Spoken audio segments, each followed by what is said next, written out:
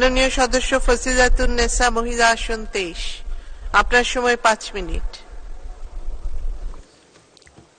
বিসমিল্লাহির রহমানির রহিম। মাননীয় স্পিকার, আপনাকে ধন্যবাদ। মার্চ মাস স্বাধীনতার মাস। আমি গভীর শ্রদ্ধার সাথে স্মরণ করছি সর্বকালের সর্বশ্রেষ্ঠ বাঙালি জাতির পিতা বঙ্গবন্ধু শেখ মুজিবুর রহমানকে, যার নেতৃত্বে আমরা স্বাধীনতা অর্জন করেছি।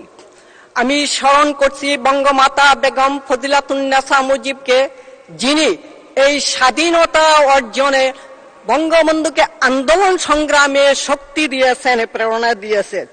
স্মরণ করছি বঙ্গবন্ধুর পুত্রত্রয় বীর মুক্তিযোদ্ধা ক্যাপ্টেন শেখ কামাল, লেফটেন্যান্ট শেখ জামাল, শেখ রাসেল সহ 15 আগস্টের সকল শহীদানদের। স্মরণ করছি 30 লক্ষ শহীদানদের এবং 2 লক্ষ আত্মত্যাগী মা বোনদেরকে। আমি স্মরণ করছি আমার প্রাণপ্রিয় সহোদর বীর মুক্তিযোদ্ধা শহীদ মতিউর রহমান জাহাঙ্গীরকে। আমি অভিনন্দন জানাই মাননীয় প্রধানমন্ত্রী শেখ হাসিনাকে, টানা 4 বার প্রধানমন্ত্রী সহ মোট 5 বারের প্রধানমন্ত্রী নির্বাচিত হওয়ায়। মাননীয় প্রধানমন্ত্রী জননেত্রী শেখ হাসিনা সারা বিশ্বের দীর্ঘতম নারী প্রধানমন্ত্রী এবং সারা বিশ্বে নারী ও পুরুষ সরকার প্রধান এবং রাষ্ট্রপ্রধানদের আইকন। আমি অভিনন্দন জানাই মাননীয় স্পিকার শিরিন শারমিন চৌধুরীকে, টানা 4 বার জাতীয় সংসদের স্পিকার নির্বাচিত হওয়ায়, এবং মতিয়া চৌধুরীকে সংসদ উপনেতা নির্বাচিত হয়, এবং শামসুল হক টুকুকে ডেপুটি স্পিকার নির্বাচিত হওয়ার জন্য।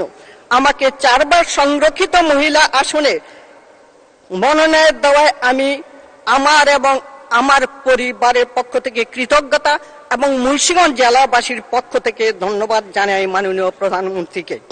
মাননীয় স্পিকার, দ্বাদশ জাতীয় সংসদের প্রথম অধিবেশনের প্রথম দিনে মহামান্য রাষ্ট্রপতি 30 জানুয়ারি 2024 বর্তমান সরকারের উন্নয়ন সফলতা এবং দিক নির্দেশনামূলক ভাষণ দেওয়া আমি তাকে ধন্যবাদ জানাই। জাতির জনক বঙ্গবন্ধু শেখ মুজিবুর রহমানের স্বপ্ন ছিল উন্নত, সমৃদ্ধ, মর্যাদাশীল সোনার বাংলা গড়ার। বঙ্গবন্ধুর শাসনামলে মাথাপিছু আয় $91 থেকে $260 উন্নীত হয়।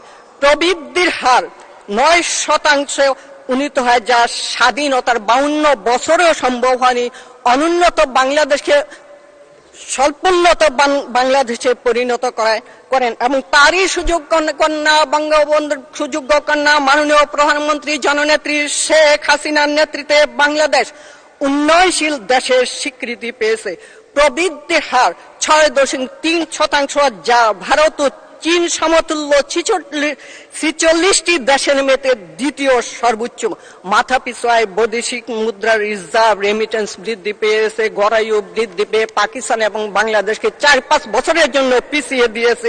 নিজস্ব অর্থায়নে পদ্মা সেতু নির্মাণ, তাছাড়া মেট্রো পদ্মা সেতু সংযোগ rail, Karnaphuli tunnel, elevated express নির্মাণ করেছে। মাননীয় স্পিকার, আমাকে প্লিজ 2-3 মিনিট সময় দিবেন। দারিদ্র, অতি দারিদ্রের হার হ্রাস পেয়েছে। আর্থসামাজিক উন্নয়নের বেশিরভাগ সূচকে দক্ষিণ এশিয়াকে ছাড়িয়ে গেছে। উন্নয়নের সফলতা, সক্ষমতা অর্জনে বাংলাদেশ আজ বিশ্বে অর্থনৈতিক উন্নয়নের রোল মডেল সৃষ্টি করেছে। মাননীয় প্রধানমন্ত্রীর নেতৃত্বে 2041 সালে উন্নত, সমৃদ্ধ, স্মার্ট বাংলাদেশ গড়ে উঠবে। বঙ্গবন্ধুর কন্যা মাননীয় প্রধানমন্ত্রী জননেত্রী শেখ হাসিনার সকল চ্যালেঞ্জ মোকাবেলা করে বাংলাদেশ দক্ষিণ এশিয়ায় ইমার্জিং টাইগার পরিচিতি লাভ করেছে।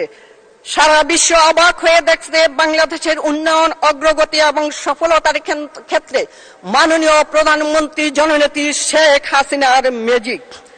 বঙ্গবন্ধু সংবিধানে নারীর সম অধিকার নিশ্চিত করেছেন এবং তার কন্যা বাংলাদেশের নারীর ক্ষমতায়নে বিশ্বের রোল মডেল সৃষ্টি করেছে। মাননীয় স্পিকার, দ্বাদশ জাতীয় সংসদের বৈশিষ্ট্য হইল রেকর্ড সংখ্যক স্বতন্ত্র সদস্য। মাননীয় প্রধানমন্ত্রী তাদেরকে দলে না টেনে বিরোধী দলের আসনে গঠনমূলক সমালোচনার সুযোগ দেওয়া এই সংসদ হবে সংসদীয় গণতন্ত্রের টার্নিং পয়েন্ট। এই সিদ্ধান্তে যুগান্তকারী একটি সম্ভাবনা তৈরি হয়েছে। জাতীয় সংসদে সংসদীয় গণতন্ত্রের চর্চা দ্বার উন্মুক্ত হয়েছে। মাননীয় স্পিকার, এবারে নির্বাচন ছিল বড় চ্যালেঞ্জ।